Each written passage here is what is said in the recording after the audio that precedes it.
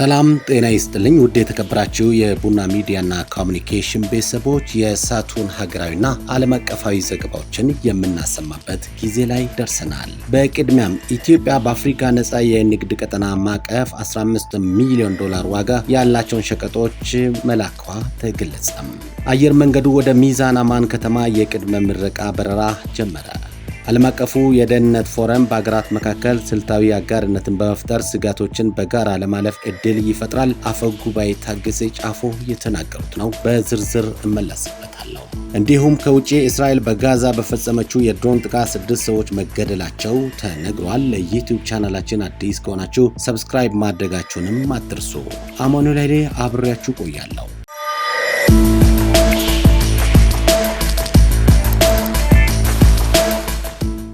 ኢትዮጵያ በአፍሪካ ነፃ የንግድ ቀጠና ማዕቀፍ 15 ሚሊዮን ዶላር ዋጋ ያላቸውን ሸቀጦች መላኳ ተገለጸ። የንግድና ቀጠናዊ ትስስር ሚኒስቴር በአፍሪካ ነፃ የንግድና ቀጠና ማዕቀፍ በኩል ኢትዮጵያ የውጭ ንግድ ምርቷን ወደ ውጭ መላክ ጀምራለችም ብሏል። ሚኒስቴሩ 9ኛው የባለድርሻ አካላት የሴክተር ጉባኤውን በሐዋሳ ከተማ እያካሄደ ነው። የንግድና ቀጠናዊ ትስስር ሚኒስትር ዶክተር ካሳሁን ጎፌ በመድረኩ ላይ እንዳሉት ኢትዮጵያ በ2018 በጀት ዓመት ከወጪ ንግድ ዘርፍ 9.4 ቢሊዮን የአሜሪካን ዶላር ለማግኘት አቅዳ ከ11 ቢሊዮን ዶላር በላይ አሳክታለችም ብለዋል። የተመዘገበው ገቢ ኢትዮጵያ ካላት እምቅ አቅም አንጻር የሚቀረው ቢሆንም ስኬቱ የመንግስት የፖሊሲ ቁርጠኝነትና የቅንጅት ስራዎች ውጤት መሆኑን ተናግረዋል። በበጀት ዓመቱ በአገልግሎት ዲጂታላይዜሽን የንግድ ማህበረሰብን አገልግሎት እርካታ ማሳደግና የገበያ ማረጋጋት ላይ ስኬት መመዝገቡንም ጨምረው ገልጿል። የንግድ ስርዓቱን ለማጠናከር በተደረገው ክትትል ከ93 ሺህ በላይ በሚሆኑ ህገወጥ አካላት ላይ ህጋዊ እርምጃ ተወስዷልም ብለዋል። በተጨማሪም በአፍሪካ ነፃ የንግድ ቀጠና ማዕቀፍ ኢትዮጵያ ምርቶቿን ወደ ውጭ መላክ መጀመሯን ጠቅሰው በቀጠናው ከተዘዋወረው 23 ሚሊዮን ዶላር ውስጥ 15 ሚሊዮን ዶላሩ ኢትዮጵያ በብቸኝነት የላከችው ነው ብለዋል።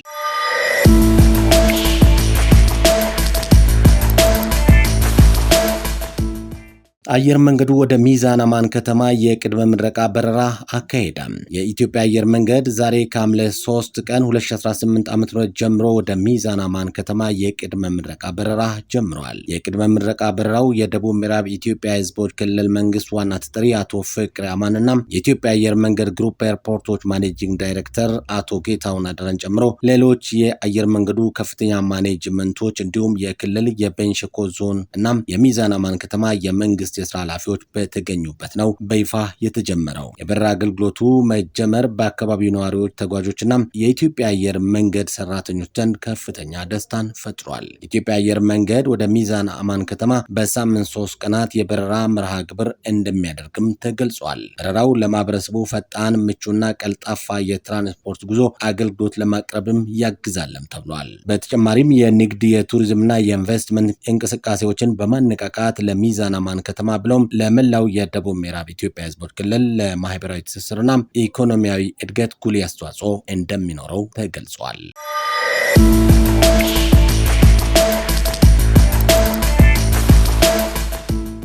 የደህንነት ትብብርና የፓርላመንታዊ ግንኙነቶችን ለማጠናከር የሚመክረው ዓለም አቀፍ የፓርላማ የመረጃ ደህንነት ፎረም በአዲስ አበባ መካሄድ ጀመረ።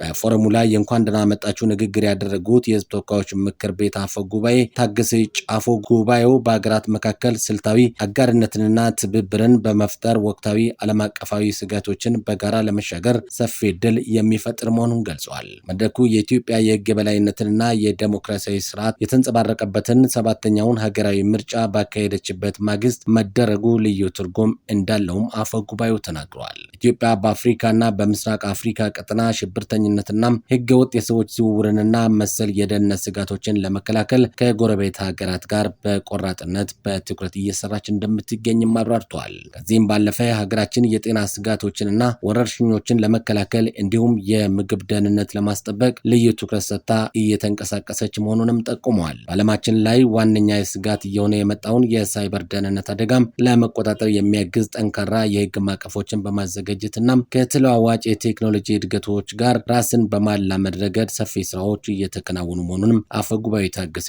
ጫፎ ለጉባኤ ተሳታፊዎች ተናግረዋል። ይህ ፎረም በዓለም ላይ ስጋት የሆኑ ጉዳዮችን በዘላቂነት ለመፍታት በፓርላሜንታሪያን፣ በፖሊሲ አውጪዎች፣ በምሁራንና በአጋር አካላት መካከል ልምድ ለመለዋወጥና ጽኑ አጋርነት ለመፍጠር እንደሚያግዝ መግለጻቸውን የምክር ቤቱ መረጃ ያመለክታል። በዚሁ ዓለም አቀፍ ጉባኤ ላይ ከተለያዩ የዓለም ሀገራት የተወከሉ የምክር ቤቱ አካላት ከፍተኛ የስራ ኃላፊዎችና የደህንነት ባለሙያዎች በመሳተፍ ላይ ይገኛሉ።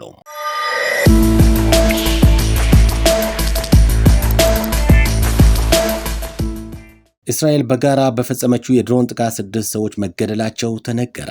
የጋዛ የሲቪል መከላከያ ድርጅት እንዳስታወቀው ከሆነ እስራኤል በጋዛ ማዕከላዊ በፈጸመችው የድሮን ጥቃት ብቻ 2 ሰዎች ሲሞቱ ሌሎች በርካታ ሰዎች ቆስለዋል። ሌሎች 4 ሰዎች ደግሞ በተፈጸመው ጥቃት መገደላቸውም ተዘግበዋል። በጥቃቱ በጋዛ ከተማ የሚገኙ መኪናዎች መመታታቸውም ታውቋል። ቀደም ብሎ የጋዛ ጤና ጥበቃ ሚኒስቴር በእስራኤል ጥቃት በ24 ሰዓታት ውስጥ ቢያንስ 8 ሰዎች መገደላቸውንና ሌሎች 17 ሰዎች መቁሰላቸውን አሳውቆ ነበረ።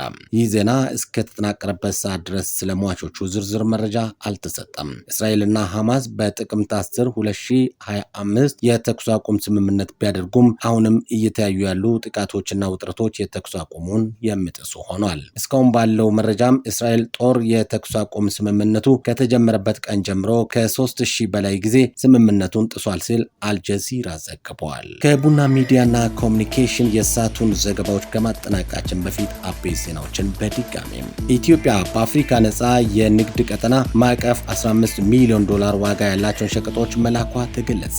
የኢትዮጵያ አየር መንገድ ወደ ሚዛን አማን ከተማ የቅድመ ምረቃ በረራ አካሄደ። ዓለም አቀፉ የደህንነት ፎረም በሀገራት መካከል ስልታዊ አጋርነትን በመፍጠር ስጋቶችን በጋራ ለመከላከል እድል የሚፈጥር መሆኑን አፈ ጉባኤ ታገሰ ጫፎ ተናገሩ።